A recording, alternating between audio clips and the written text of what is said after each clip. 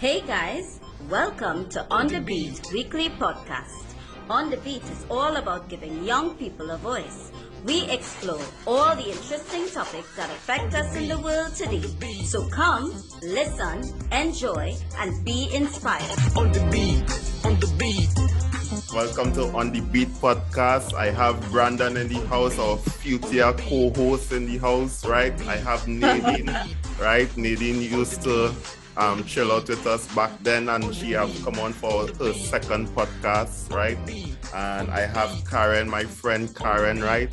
And how everybody doing? I am good, thanks. Nice. Not too bad, very warm and hot. Really hot, but not too bad. You need a little air condition, girl. Under air I condition. haven't, no, I was out whole day. I have AC, but really it's terribly hot outside. Yeah. Ridiculously hot. Yeah, definitely. Now we need to have some kind of portal AC units going while you're walking, you know. They probably have that already. If you check China, maybe Alibaba, you might get. Yes, definitely. So we're going to talk about Spanish influence, right? Because somehow we Trinidadians tend to forget that we from the southern hemisphere where a lot of Spaniards are from, and Portuguese in a way. So in other words, we are very close to Venezuela, very close to Brazil, Argentina, those type of places, right? And the Central America, South America continents in a nutshell, right? So we have Spanish roots also in our own history as Trinidad and Tobago. We have Spanish roots. But somehow in the back of our minds, we tend to forget that, you know, that we have some Spanish blood in our system, right? And but in the last few years, due to the economy crisis that Venezuela had, we had an intake of Spanish culture in Trinidad and Tobago. And I want to know, through this intake, do you think it have an impact into this modern generation, these young people that we have right now? Do you think it have an impact? I would say definitely. Mm-hmm. I mean, Baron said it best. So what the Spanish woman, right? Yeah. So, you know, on that end, on that side, yes, because I think it has introduced a different flavor, so to speak, within our culture. So, you know, we get exposed to a different variety, so to speak. But yeah. I think it has impacted us in the way that, you know, now we realize that, you know, we have this other group of people who are reaching out for help, right? So I think it has helped us as Trinidadians to really dig deep and try and help, you know, these people. And honestly speaking, it's very kind of, it's sad because, well, for me, I put myself in that situation, and, you know, people who I talk to often on, I'd say, put yourself in that situation. If Trinidad, if we were plunged into this crisis and, you know, there is a neighboring country where you could probably see a better future for yourself, for your children. So some of these people, they are alone, they come, you know, scope out the scene, see what's going on, and possibly send money back, and also, you know, see if their family could also come and adopt and live in this culture. And what has happened, I realize, Trinidad as a whole, we are really trying now to learn this language, which I think we should have learned it a long time ago. But what I had laughed at this one incident where this guy, we went to buy food, and this guy was trying to talk to the cashier, who was a Venezuelan, but he was trying to talk to the cashier in Spanish. So, you know, he was trying to bridge that gap, and saying, the Spanish wasn't all that, but at least he was still trying to communicate with her. Yeah. So I think now there's a greater interest in the language and to learn it so that we can communicate with this. It's like a big shiny ball that everybody see, and you're just attracted to this ball and you want to find out more and so forth. So I think in that way it has impacted our society. You touch on important thing there, Karen, where if we put ourselves in their shoes, right? And Nadine, you had went on missions helping out these people as well. So tell us a little about your missions, meaning you try to put yourself in their shoes as well, and you see it from what they're actually facing. Yes, well, I see it as really, we here in Trinidad, we need to, as we are doing, embrace them. Because just as Karen would have said, had Trinidad been in a crisis, we would have wanted other countries to embrace us, right? And to make us feel at home. Just today, I was thinking about the youths that are here. Some of them are here against their will, in the sense of their parents made a decision to migrate to Trinidad, to come to Trinidad, but they had no choice but to bring along their children.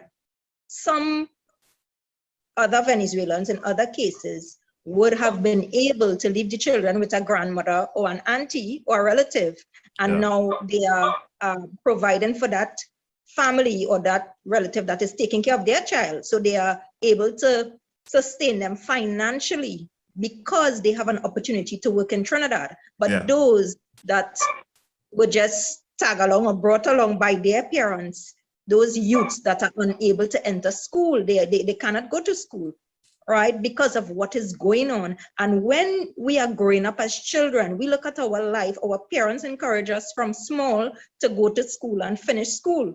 But then in the midst of their schooling, they are taken out and they are now in a culture shock where the language is foreign to them. They are not seeing much family members. They don't have any friends, right? And then for some of them, the time with their parents is so little because they have to seek care, maybe from a friendly parents made here in Trinidad, or maybe from somebody that is accommodating them. So they are at home with that person or with that family while the parents are out there seeking money. So these things, seeking to provide for them. So these things are really, from what I have experienced, what I've seen, and those who have spoken to those families that I would have met with, they are really experiencing some really socioeconomic challenges and shock, right? But the good thing is, being here in Trinidad, that's a sacrifice because they are able to eat every day.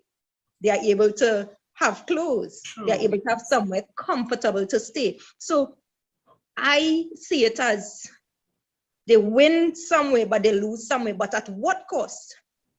Because an education for a child, now we end up with a lot of teenage prostitution, right? So you have pregnancy, because this is something that a lot of the young girls, the young ladies are facing. And from my background, I also work with Ministry of National Security. So these are things that I see firsthand in terms of the reality of it, right? And then you have the young men that are forced to work. So they never finish school. They are 15, 16 years. Some of them, they have to lie about the age, right? And so the size, they pass it off with that. They don't have any identification. So there are a whole lot of issues that they are facing that we as Trinidadians cannot turn a blind eye, and we need to see the best way in which we can reach out to them. There are many other ways that I have extended help to them, and where I work with them, with different organizations to help them as Trinidadians, showing compassion and our humanitarian skills there in that aspect. As we go along, I would discuss. Brandon, if you were in their shoes, how you would have been reacting to a new environment, a new language? Well, if I'm being completely honest, if I was introduced to a culture where I am not used to seeing these things, I would honestly be terrified 24/7. It's not every day you will see like, all right, well, one day I see my auntie, the next minute I in a foreign country, I don't know what people saying, I don't know how people react to seeing me, I don't know what is going on. I'm just a child. I will go off of what my parents say, what my parents feel, and what my parents' emotions are. Yeah. Um, but if I was to leave Trinidad, go to a country that has a completely different culture, a completely different social structure, it would more than likely scare the living daylights out of me. Of course, I will try to make friends, but there will be a language barrier. So eventually, I will have to rely on technology to try to get my point across. And technology is not as reliable as people will make it to be. That's right. That's right. Yeah. I remember there was this one time, I believe I was in like Form 3. A Venezuelan woman stopped me on the road asking where was the supermarket or where was the nearest supermarket.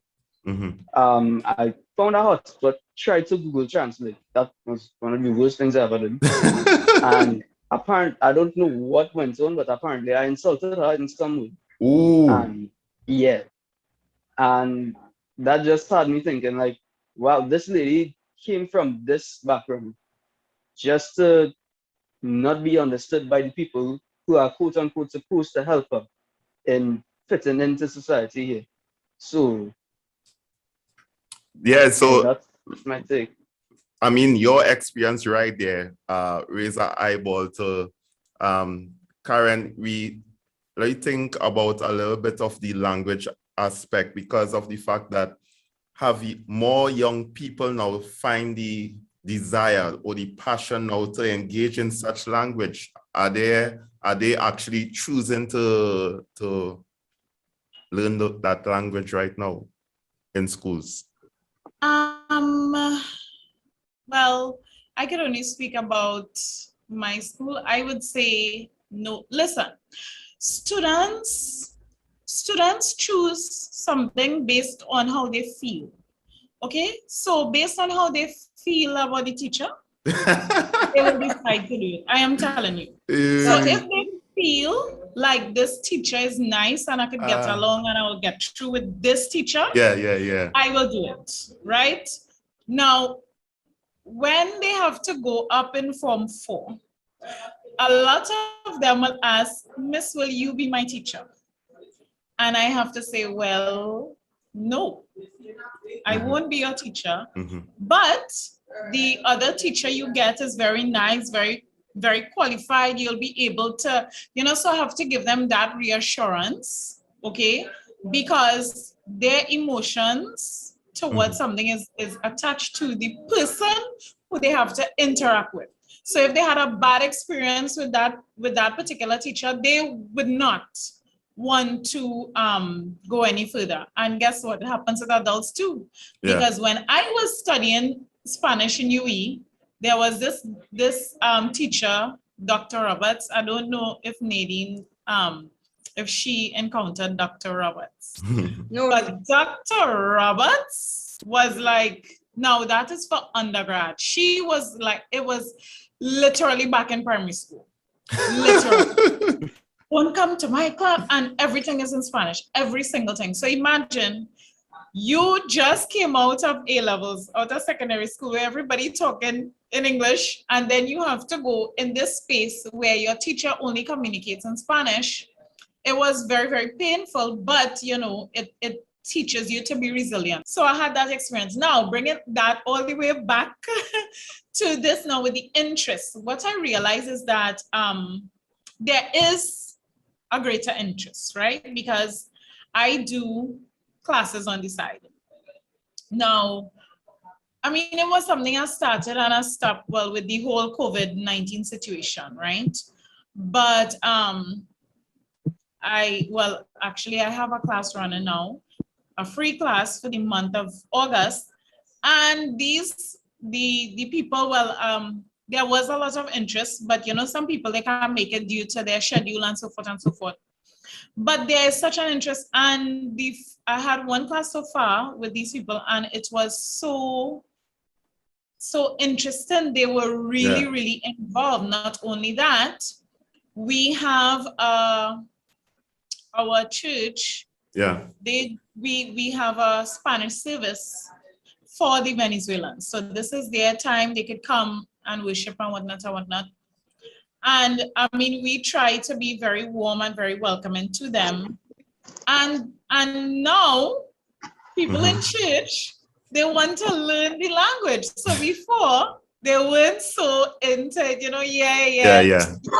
I think I need to do a little something in Spanish. But now there's more of a sense of urgency to know this language, because we learn language to communicate. We want to communicate with this other person who is entirely different to me.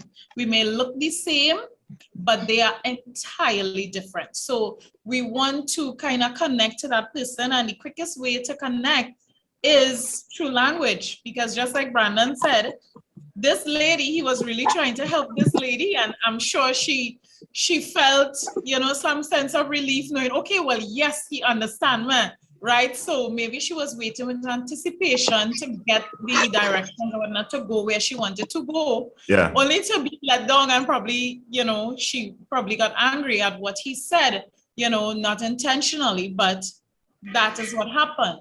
So people have a strong desire to connect. So I think that the interest is growing. But at the student level, I can't really say that. Well, I think Brandon could answer that. Yeah. So I actually had a question about your take on this as teachers and as people who hold somewhat of authority to students like myself. Do you think that Spanish should be a necessary subject or should be a mandatory subject for students to do at the O's and A levels? Of course. Let me tell you something. I went to Dominica. I visited Dominica once, and I was on a mission trip as well. And I was amazed that all the children, they speak French, they speak Patois, as well as English. So you would hear them talking English, and then they just break off in the Patois to each other and saying whatever. I don't know what they're saying. I tried to learn 1 or 2 words, and even when I went to the States, the average person knows another language. So I would say definitely yes, sir. Yes, I think we are setting ourselves back by not learning another language. I think it's kind of primitive of us, to be honest, because this world is such a huge place. Trinidad is literally a dot. Trinidad is just a dot. So the more you learn, the more you could absorb about the wider world outside of Trinidad. I embrace that completely. So we should have been talking this language. I think it should be something that the average Trini knows. If not, like, for like, let's say, for instance, you have English, you have your standard English, you have your dialect. At least some form of broken Spanish, something, a few words you can string together to at least communicate with people, because you are just setting yourself back by not doing it. Because, okay, now in Trinidad, who would have foreseen that all these Spanish people would be here?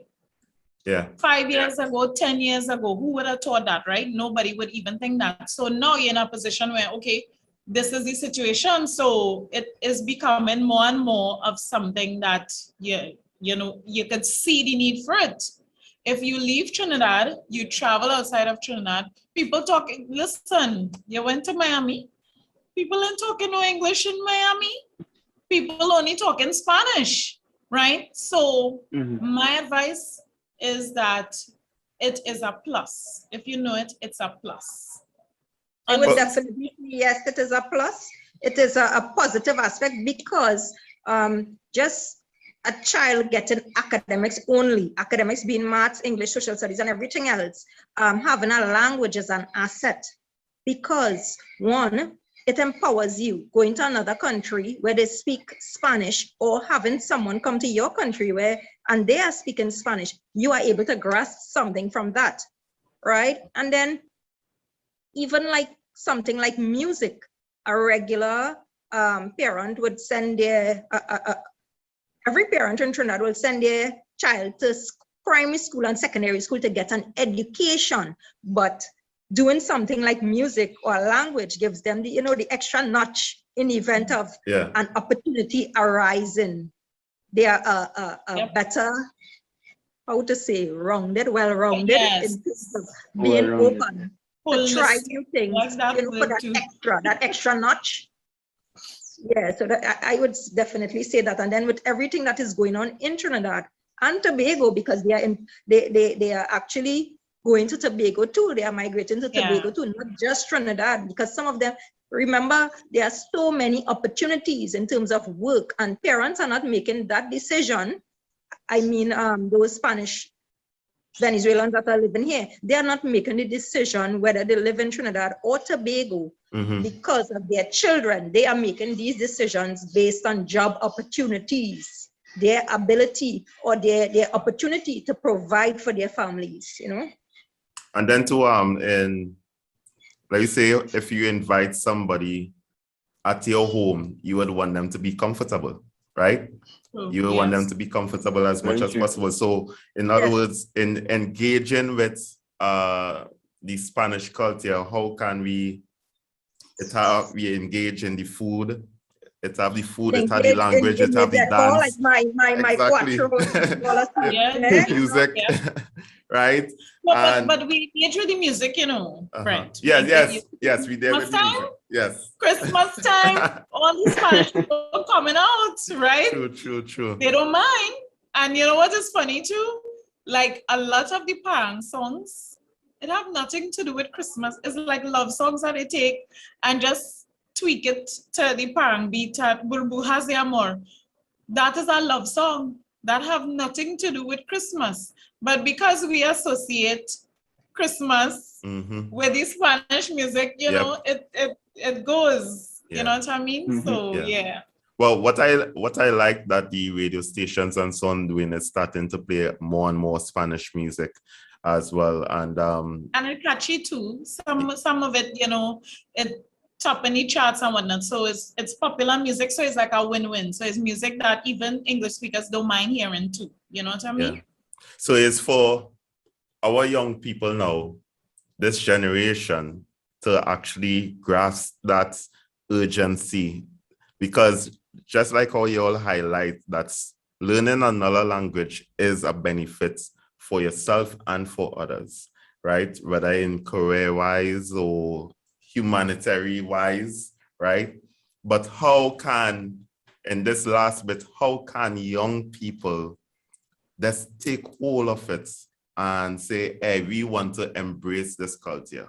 We want to embrace the food, the dance, the music, the language, because we are part of that culture, as I highlighted from the beginning of the podcast, that we are part of this culture.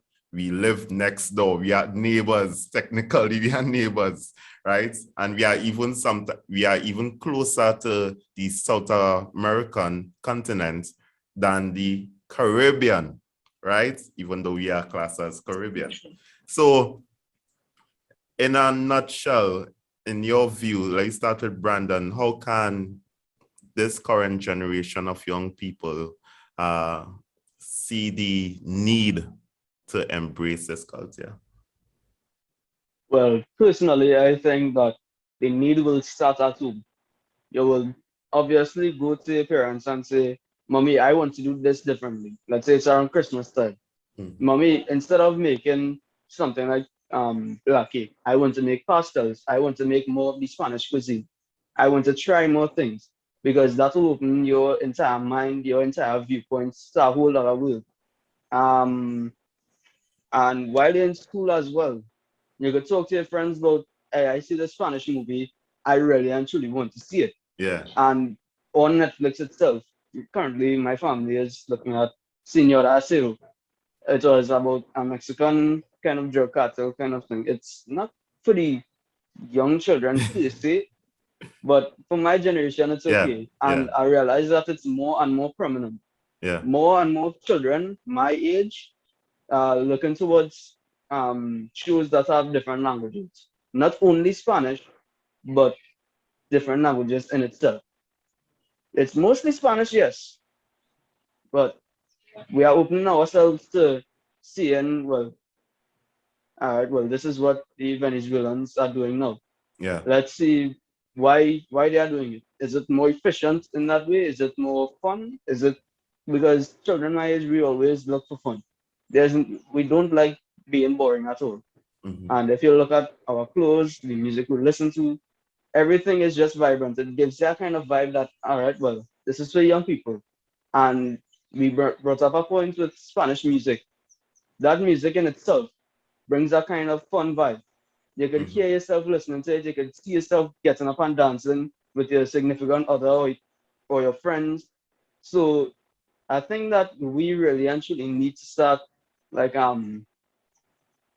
exploring, I should say. Exploring, opening ourselves to the different world, the wider world, and embracing this culture, because Brent brought it up in the beginning of the podcast that Spanish is in our blood. It's in our veins. It's part of us. It's time to embrace it. It's time to stop being in that old way of thinking like, all right, well, I could walk on the road and see 5 Chinese. Now you're seeing 5 Chinese and about 6 Venezuelans. And you can bet your bottom dollar that all of them want to be talking Spanish. They want to be heard. And I think that the young people today are seeing that and are actually stepping up to being more open to those people. Right.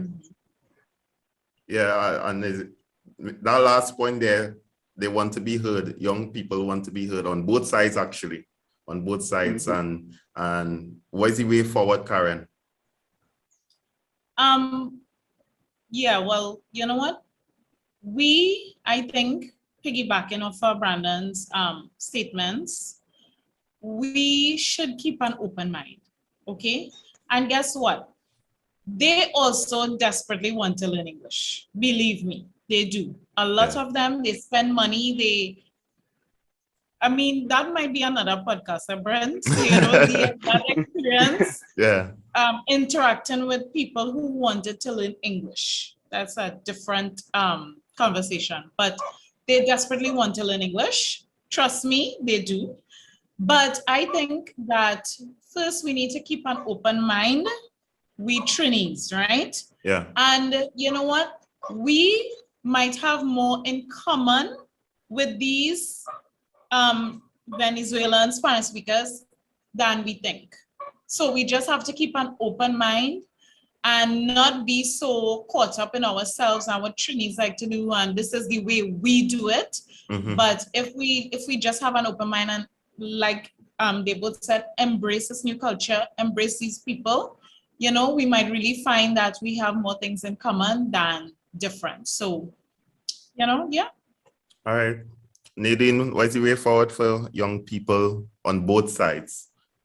I would say we as Trinidadians, I believe we are already embracing them, because if you really check it out, the parents, which are the older people, let's say 35, 30 and up, right? The older people, they being parents, our Trinidadians, are already including the Venezuelans in our culture, right? Because we see them operating every day, whether we work, wherever we work, if it's at the gas station, construction site, wherever it is, we see them included. So it's already a part of us. And it's simple, believe it or not, even our Trinidadians are going home silently and learning Spanish.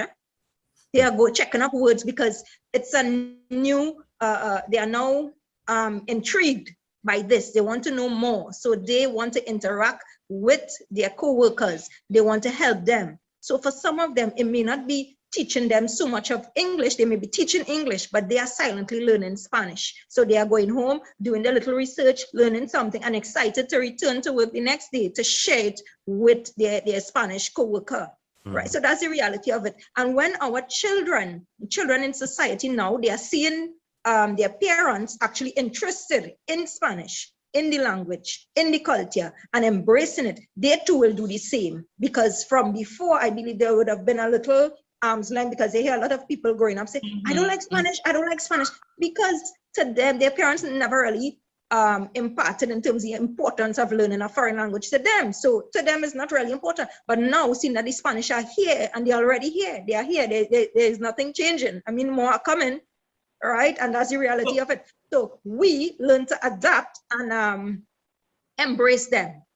And at the same time, we benefit from it because we would be learning Spanish and we would be helping them also with the English. So in terms of the youth, I believe the Trinidadian youth is changing, because now there are a lot of young people could walk around now and they could tell you, oh, that's a Spanish. They are Spanish people. You know, they are Venezuelans. You know, you could watch it, you could see the culture. We thank you for coming out, right, and giving us your thoughts on Spanish influence among some young people. And I hope that we young people actually seek to embrace it and to actually improve in our methods in interacting with the Spanish culture, right? So guys, see you all soon, and don't be a stranger, Karen, right? Adios, Brandon. Yes, Later. definitely. Thank you Bye. for being on. Thank you for listening to On the Beat podcast.